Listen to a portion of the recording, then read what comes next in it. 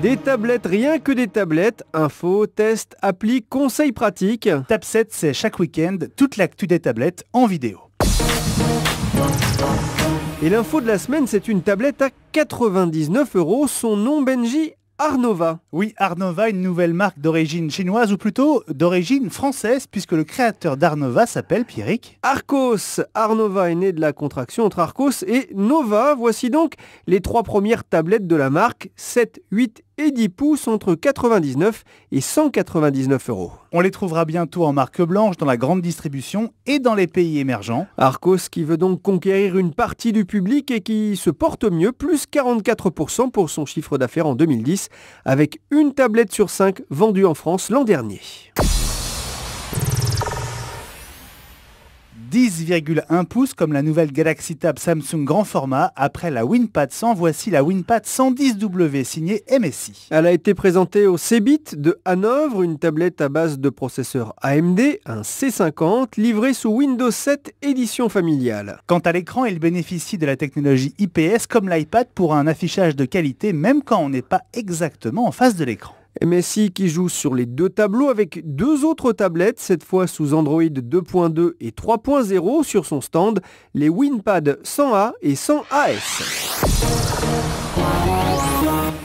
Et justement, elle est attendue comme le Messi par les futurs propriétaires de tablettes sous Android, la version 3.0 surnommée Honeycomb, autrement dit nid d'abeille. Encore un nom de dessert après Froyo, yaourt glacé, gingerbread, pain d'épices, dont la statue vient d'être inaugurée au siège de Google à Mountain View en Californie. Honeycomb qui débarque en France courant mars avec la Zoom de Motorola, on va en reparler, et avec l'Optimus Pad de LG.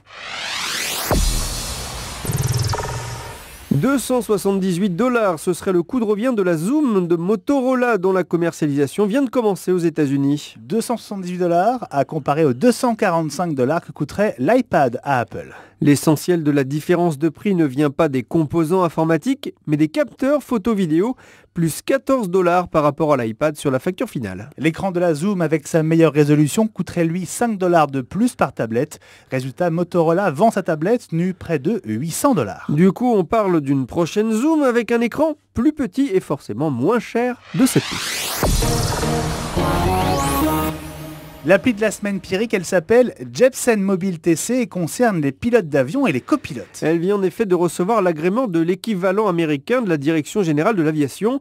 En clair, l'iPad devient officiellement un lecteur de carte aérienne pour toutes les phases de vol, d'approche et de décollage. La tablette d'Apple a été testée sur une dizaine d'appareils pendant 3 mois, soit 250 vols en tout. Et parmi les points positifs notés par la FAA, la capacité de l'iPad à redémarrer au pire en quelques secondes seulement en cas de plantage. Et c'est mieux pour l'avion. Enfin, la rumeur de la semaine Pierrick concerne Windows 8. La prochaine version du système d'exploitation de Microsoft pourrait être montrée au mois de juin. Alors pas sur un PC, mais sur une tablette Pierrick. Et Business Insider s'appuie sur une source interne à Redmond selon laquelle Microsoft aurait adopté une approche à la Apple pour l'interface qui s'inspirait largement de l'environnement de Windows Phone 7 baptisé Metro. La première bêta serait livrée aux développeurs en septembre pour une sortie commerciale à la mi-2012. Voilà, Tab 7, c'est terminé pour aujourd'hui. On vous donne rendez-vous samedi prochain avec les infos, les conseils, les chiffres et les rumeurs. Et le test en avant-première européenne de la Zoom de Motorola.